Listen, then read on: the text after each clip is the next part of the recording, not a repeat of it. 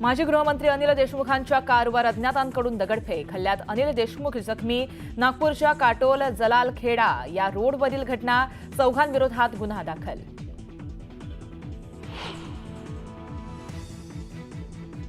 नागपूर आणि नाशिकमधील हल्ल्याची उच्चस्तरीय चौकशी करून दोषींवर कारवाई करा, मुख्यमंत्री शिंदेंचे आदेश।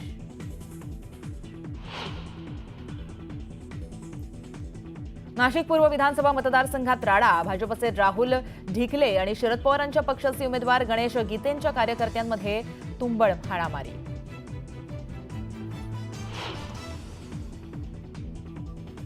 उद्धव ठाकरे आज सहकुटुंब तुळजाभवानी देवीच्या दर्शनाला। देवीला घालणार विजयासाठी साकडं। मुंबईत 3 लाख नवीन मतदार। मतदानाचा टक्का वाढणार का, याकडे सर्वांचीच उत्सुकता।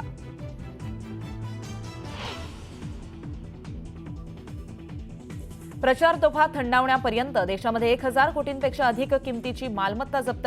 राज्यातून 660 कोटींचा मुद्देमाल हस्तगत।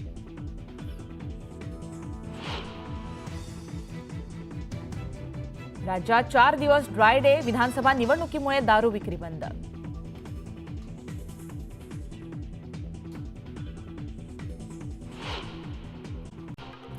विरोधकांना माझ्या विरोधात बोलण्यासाठी शब्द नसल्यानं गद्दार या शब्दांचा वापर करण्यात येत असल्याचं ज्ञानराज चौगुले यांनी स्पष्ट केलं। यावेळी त्यांनी विरोधकांवर जोरदार टीका केली आहे।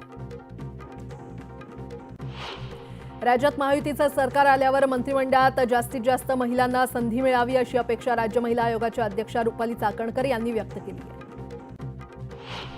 कृष्णा भामी योजनेचं पाणी विरोधी पक्षाच्या उमेदवाराच्या माध्यमातून बारामतीमध्ये नेण्याचा घाट आहे, म्हणूनच मला विरोध होत असल्याचा आरोप तानाजी सावंत यांनी केलाय। तसंच तुम्हाला तोंड गप्प करणारा की दबंग आमदार पाहिजे असा टोलाही त्यांनी विरोधकांना लगावलाय। भाजपनं गुजरातसह देशभरातून महाराष्ट्रातल्या 90,000 बूथवर 90,000 बूथ कार्यकर्ते आणल्याचा दावा पंकजा मुंडे यांनी केलाय। यावर सुनील तटकरे यांनी प्रतिक्रिया दिली आहे। यात गैर काय असा सवाल तटकरे यांनी उपस्थित केला। उल्हासनगरमधील विठ्ठलवाडी पोलीस ठाण्याच्या हद्दीमध्ये कल्याणपूर्व मतदारसंघातील उबाठा शिवसेनेचे उमेदवार धनंजय बोडारे यांच्या कार्यकर्त्यांच्या कारवर दगडफेक करण्यात आली। यावेळी बोडारे यांची मुलगी धनश्री बोडारे सुद्धा कारमध्ये होती। अणुशक्तीनगर विधानसभा मतदारसंघाची लढत ही यंदा राष्ट्रवादी विरुद्ध राष्ट्रवादी अशी होते। राष्ट्रवादी अजित पवार गटाकडून नवाब मलिक यांच्या कन्या सना मलिक तर शरद पवार गटाकडून अभिनेत्री स्वरा भास्करचा नवरा फहाद अहमद यांना उमेदवारी देण्यात आली आहे। त्यामुळे अणुशक्तीनगरची ही लढत चुरशीची होणार असल्याचं चित्र आहे। लोकसभा निवडणुकीच्या तुलनेत विधानसभा निवडणुकीसाठी मुंबईत तब्बल 2,91,087 मतदार वाढलेले आहेत। मुंबईमध्ये यंदा 1,02,00,000हून अधिक मतदार आपलं मत नोंदवणार आहेत। विधानसभा निवडणुकीच्या पार्श्वभूमीवर मतदान केंद्रावर मोबाईल घेऊन जाण्यास बंदी घालण्याचा निवडणूक आयोगाचा निर्णय कोणत्याही दृष्टीनं बेकायदेशीर नाही असं उच्च न्यायालयानं स्पष्ट केलंय। जिल्हा आणि पोलीस प्रशासनाच्या पथकाला मतदान केंद्रापर्यंत नेण्यासाठी आणि मतदानाचं यंत्र आणि साहित्य पोहोचवण्यासाठी एसटीच्या बस धावणार आहेत। राज्यातील मतदानासाठी एसटीच्या सुमारे 9,000 बस आरक्षित केल्या आहेत। निवडणुकीसाठी वल्लभनगर एसटी आगारातील बसची सुविधा उपलब्ध करून देण्यात आलेली आहे। तळेगाव आणि राजगुरुनगर येथे एकूण 32 एसटी बस रवाना होणार आहेत। त्यामुळे इतर मार्गांवर लालपरीच्या एकही फेऱ्या होणार नाहीत। विधानसभा निवडणुकीसाठी दहिसर अंधेरी पश्चिम मेट्रो 2A आणि दहिसर गुंदवली मेट्रो 7 मार्गिकांच्या सेवा कालावधीमध्ये वाढ करण्याचा निर्णय घेतलाय। दोन्ही मार्गिकांवरील सेवा उद्या पहाटे 4 वाजता सुरू होणार आहेत। तसंच मेट्रो रात्री 11:30 ऐवजी मध्यरात्री 1 वाजेपर्यंत सुरू राहील। मतदान केंद्राच्या 200 मीटर परिसरात वाहनं लावण्यास मनाई करण्यात आलेली आहे असा आदेश वाहतूक शाखेचे पोलीस उपायुक्त अमोल झेंडे यांनी काढलाय। मावळमध्ये प्रत्येक चेकपोस्टवर वाहनांची कसून तपासणी करण्यात येते। महामार्गावरील टोल नाक्यांसह परिसरात भरारी पथकं तैनात करण्यात आली आहेत। महाराष्ट्र विधानसभा निवडणुकीमुळे या आठवड्यात खरं तर 4 दिवस मुंबईत दारू विक्री बंद राहणार आहे। त्यामुळे मुंबईकरांना 4 दिवस ड्राय डे पाळावा लागणार आहे। मुंबईत यंदा कायदा आणि सुव्यवस्थेच्या दृष्टिकोनातून एकही संवेदनशील मतदान केंद्र नसलं तरी तब्बल 76 मतदान केंद्र ही क्रिटिकल स्वरूपाची आहेत। या मतदान केंद्रावर 10%पेक्षाही कमी मतदान नोंदवलं गेलंय। निवडणूक प्रक्रियेविषयक चुकीचे संदेश अफवा पसरवल्यास कठोर कारवाई करण्यात येईल असा इशारा जिल्हा निवडणूक प्रशासनानं दिलाय। अफवांवर विश्वास ठेवू नये तसंच असे संदेश पाठवू नयेत असं आवाहन देखील करण्यात आलंय। देशभरात निवडणुकीच्या पार्श्वभूमीवर 1082 कोटींची मालमत्ता जप्त करण्यात आली आहे. प्रचार तोफा थंडावण्यापर्यंत महाराष्ट्रात 660 कोटी 18 लाख रुपयांपेक्षा अधिकची मालमत्ता जप्त केल्याची माहिती केंद्रीय निवडणूक आयोगानं दिली आहे. 1962 ते 2024च्या निवडणुकीपर्यंत महाराष्ट्रात पक्षांची संख्या आता 158 वर पोहोचली आहे. 1962च्या निवडणुकीत फक्त 10 पक्ष रिंगणात होते. मुंबई उपनगरात विधानसभा मतदान 4349 मतदारांपैकी 4118 मतदारांनी गृहमतदानाचा हक्क बजावलाय, अशी माहिती उपनगर जिल्हाधिकारी मागाठाणे कार्यालयाच्या वतीनं देण्यात आली आहे. लोकसभा निवडणुकीनंतर मतदार याद्यांच्या पुनर्निरीक्षणानंतर 43,020 जणांची नावं मतदार याद्यांमधून कमी करण्यात आलेली आहेत. मुंबई शहरात असे 26,429 मतदार असून उपनगरात 16,591 मतदार आहेत.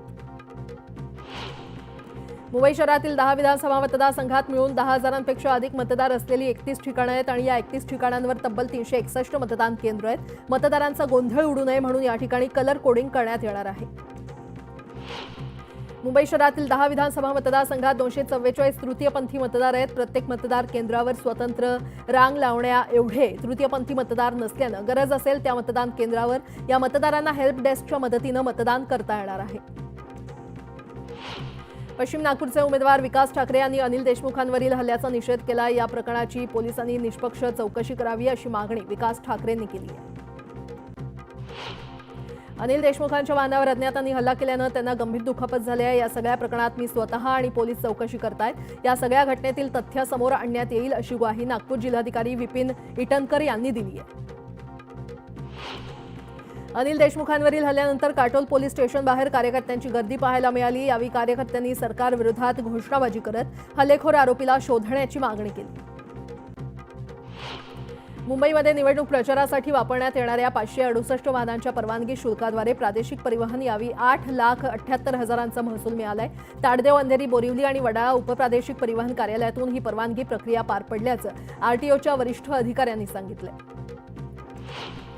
राजधानी दिल्लीमध्ये प्रदूषणाचं संकट अधिकच गंभीर झालंय. सकाळी दाट विषारी धुक्यामुळे दृश्यमानता देखील प्रचंड कमी झाली होती. हवेच्या गुणवत्तेचा सरासरी निर्देशांक 484 नोंदवला गेलाय. बदलापूर शाळेतील लैंगिक अत्याचार प्रकरणातील आरोपी अक्षय शिंदेच्या चकमकीतील मृत्यूच्या तपासात निष्काळजीपणा केला जात असल्याची टिप्पणी करत उच्च न्यायालयानं सीआयडीला फटकारलेला आहे. तपास गांभीर्यानं करण्यात येत नसून त्यात अनेक त्रुटी असल्याचंही निरीक्षण नोंदवलं गेलंय. भारतीय क्रिकेट संघाचे प्रशिक्षक गौतम गंभीर यांच्याविरुद्धच्या फसवणुकीच्या खटल्यातील कारवाईला स्थगिती देण्याचा आदेश दिल्ली उच्च न्यायालयानं दिलाय. न्यायालयानं गंभीर यांना दिलासा देत त्यांच्या याचिकेवर दिल्ली पोलिसांकडून उत्तर मागितलंय. 200 वस्तूंच्या दरांबाबत जीएसटीच्या बैठकीत चर्चा होणार आहे. 21 आणि 22 डिसेंबरला राजस्थानमध्ये बैठकीचं आयोजन करण्यात आलंय. यावेळी ही कराच्या दरांबाबत चर्चा होईल.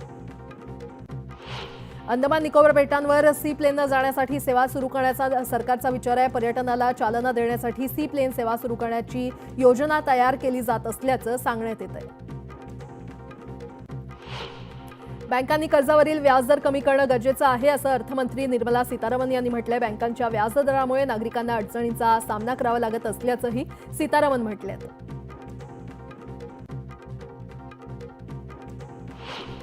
मुंबईतील किमान तापमानात पुन्हा वाढ होते. मुंबई शहर तसंच उपनगरात पहाटे किंचितचा गारवा असला तरी तापमान हळूहळू वाढतंय. किमान आणि कमाल तापमान सरासरीपेक्षा अधिक नोंदवलं जातंय.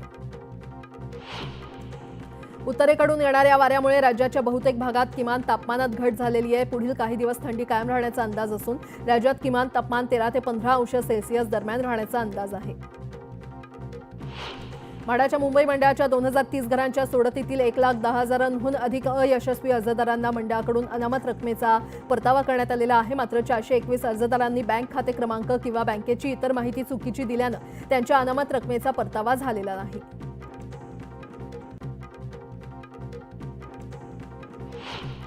आता एक मोठी